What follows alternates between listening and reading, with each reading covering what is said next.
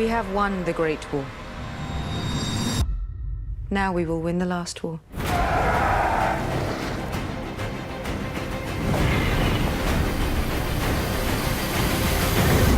We'll rip her out root and stem.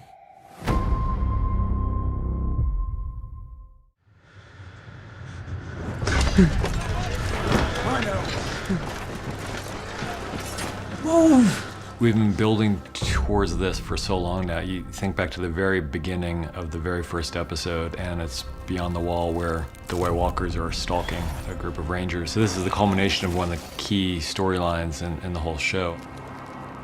And this is for everything. We've been talking for a long time how the Night King's forces have been growing in power, and most of the living have been kind of openly disdainful of the threat, and now there's no choice but to fight it.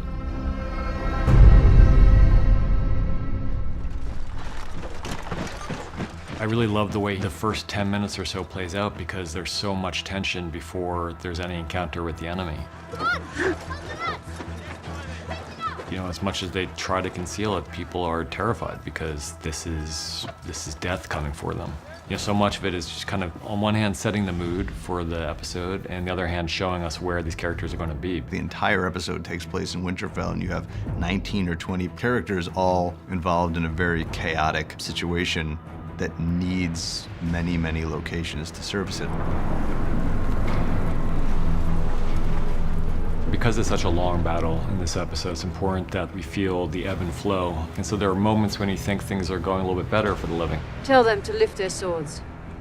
We felt like it was important to have that moment of hope when Mel comes in and lights up their ox, and they all ride off into battle. Zobria Issa se signo to ledus.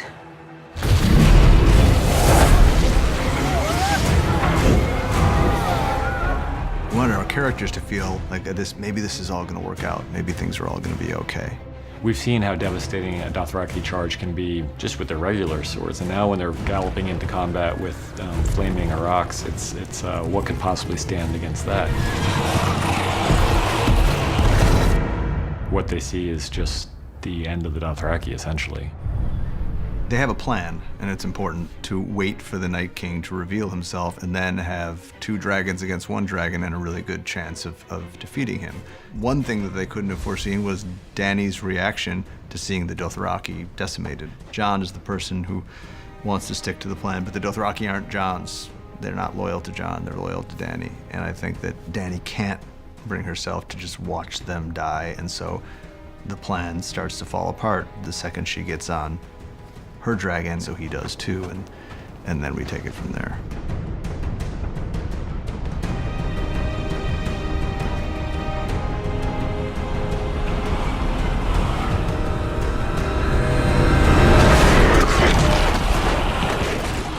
We knew this episode was going to be almost entirely battle, and that can get really boring really quickly. You can watch it for a certain number of minutes before the effect starts to dampen. Part of it was making sure that we really stayed focused on the characters, and so whether it's Arya's storyline, or Sansa and Tyrion down the crypt, or Jon Snow and Dany up in the dragons, kind of like all these separate little battles within the greater battle.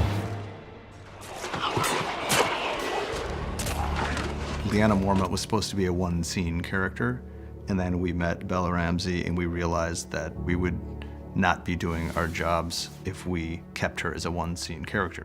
My mother wasn't a great beauty or any other kind of beauty. She was a great warrior, though.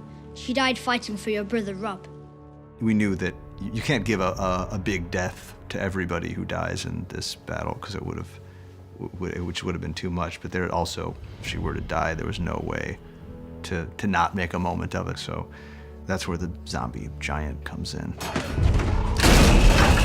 It just did add a whole level of complexity to that moment that I'm sure a lot of people would have been okay with not having there if we had demanded to cut it. But I think they also understood why we needed to give one of the strongest, smaller people in the show a chance to go out taking down one of the strongest, larger things we've ever seen in the show.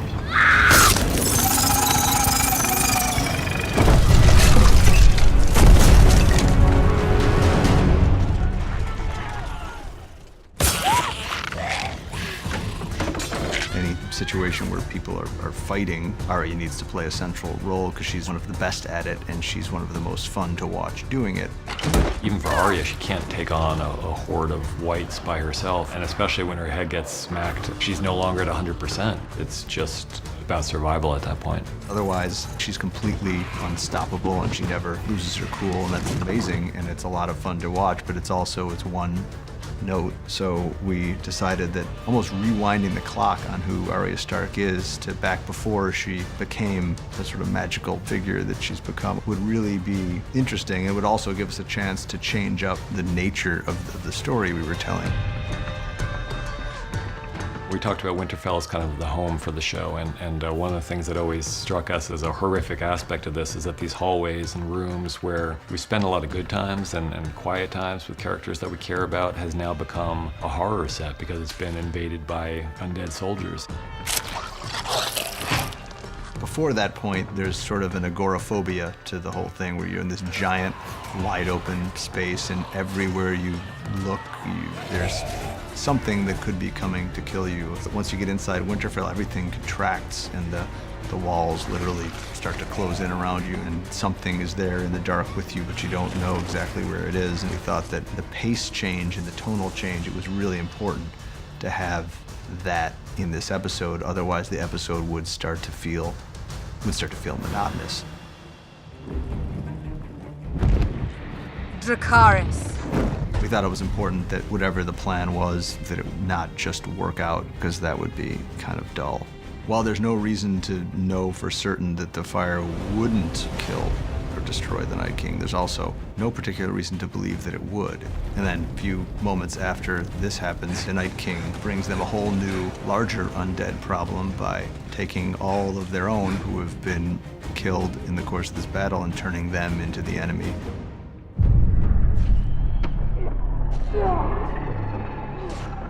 I mean, we talked about various endings for Jorah for a long time, but you think about Jorah, from the very first time we met him, he was with Dany. And from that time, he's been mostly by her side. Part of Jorah's tragedy is that he was in love with a woman who couldn't love him back, but he's accepted that for quite a long time. And at the same time, he was going to fight for her as long as he could and as well as he could. There had never been a moment where she more needed someone to fight to protect her than this moment. And if he could have chosen a way to die, this is how he would have chosen to die. So it was something we thought would be powerful to give him.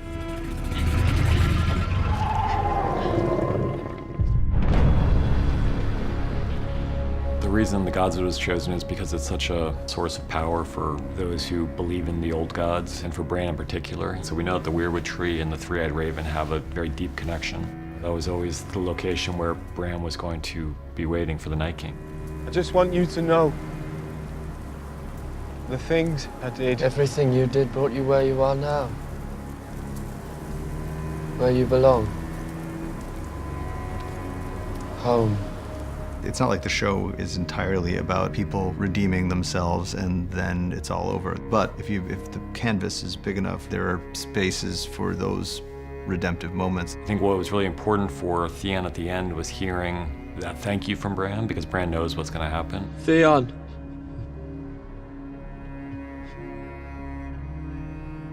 You're a good man. Thank you.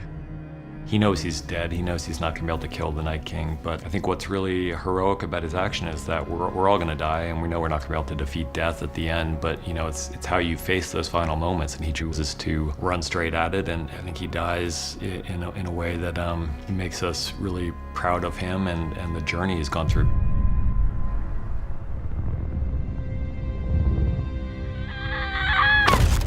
For, God, I think it's probably 3 years now or something, we've known that it was going to be Arya who delivers that fatal blow. She seemed like the best candidate, provided we weren't thinking about her in that moment. One of the great things about having this many people you care about in a sequence together is that you can kind of pull people's attention and focus to people that they care about a lot, like Jon and like Dany, Theon and Bran, not to mention Tyrion and Sansa and the Crypt. So you're going all over the place with people who you're desperately worried for, and hopefully you forget about the fact that Arya Stark ran out of that castle with the battle drums playing and going towards some purpose, and we don't know what until it happens. We hope to kind of avoid the expected, and Jon Snow has always been the hero, the one who's been the savior, but it just didn't seem right to us for this moment. We knew it had to be Valyrian steel to the exact spot where the Child of the Forest put the Dragonglass blade to create the Night King, and he's uncreated by the Valyrian steel. At the end of it, it's a victory for the living, but at great cost because some of our favorite characters fall along the way. We knew from the beginning, once we handed the outline in, what we were in for. The directors, Miguel Sapochnik, took what we were doing and defined this episode. Miguel did a tremendous amount of heroic heavy lifting on this front. He knew that if the planning wasn't there, we never would have ended up with the consistent excellence that he delivered.